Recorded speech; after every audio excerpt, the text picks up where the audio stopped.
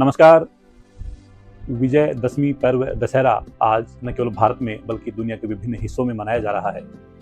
दोस्तों, बुराई पर अच्छाई की जीत के रूप में मनाया जाने वाला दशहरा अपने आप में गौरवशाली है। हमारे यहाँ दशहरा पर्व पर रावण के वध के साथ साथ उसका दहन करने की परंपरा भी पिछले कुछ वर्षों से चली आ रही है। इतिहास देखें तो ये कोई पुरानी परंपरा नहीं है।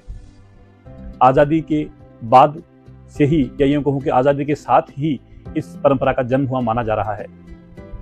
कुछ इतिहासकार इस पे टिप्पणी करते हैं कि 1947 में जब भारत और पाकिस्तान अलग अलग हुए, उस समय पाकिस्तान से कुछ लोग भारत में आए थे। उन्होंने अपनी खुशी का इजहार करने के लिए या एक परंपरा कायम करने के लिए रांची नाम के कस्बे में पहली दफ़ा 1948 में यानी 1948 में रावण दहन का कार्यक्रम किया था।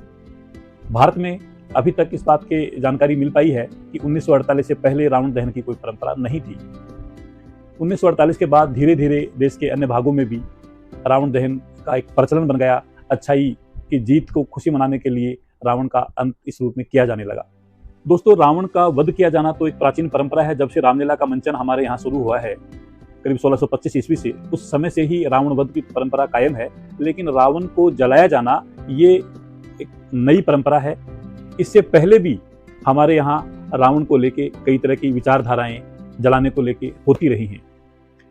राजस्थान प्रदेश के झुंझुनू जिले में एक उदयपुर वाटी नाम का कस्बा है, जहां करीब 400 सालों से एक संप्रदाय विशेष के लोग रावण को गोलियों से भूनते हैं दशहरे के दिन, यानी गोली चला के उसकी हत्या करते हैं।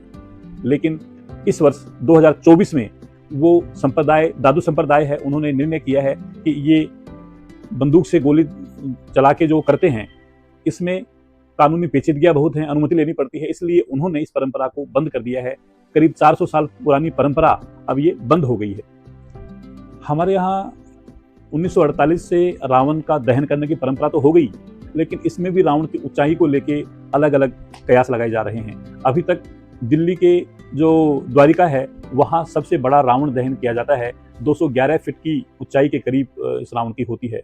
नंबर 2 पे अगर बात करें तो हरियाणा के पंचकुला में रावण की ऊंचाई 155 फीट होती है। ये वो जगह है दोनों ही जहां रावण की ऊंचाई को लेके सुर्खियां बनी रहती हैं। इन सब के अलावा मैं आपको ये भी शेयर करना चाहूँगा कि हमारे देश में ही कुछ ऐसी जगह भी हैं जहां रावण का दहन नहीं किया जाता है, रावण का वध नहीं किया जाता है। जी हाँ दोस्तों, मध्य प्रदेश का मंदसौर एक शहर है।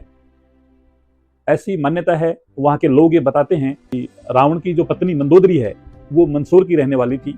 वो लोग, मंदसौर के लोग, रावण को दामाद के रूप में मानते हैं, स्वीकार करते हैं। इसलिए वहाँ पे उनका वध नहीं किया जाता है, ना ही उनको जलाया जाता है।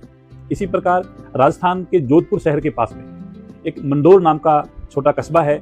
वहाँ ऐसी मान्यता है कि मंदोदरी के पिता की जो राज्य था, उनकी राजधानी वो मंडोर हुआ करती थी। वहाँ के लोग भी रावण को अपना दामाद के रूप में पूजित करते हैं, तो वो लोग भी इस परंपरा से अछूते हैं, रावण का आदर करते हैं। ऐसा ही एक शहर है महाराष्ट्र में, गढ़चिरौली।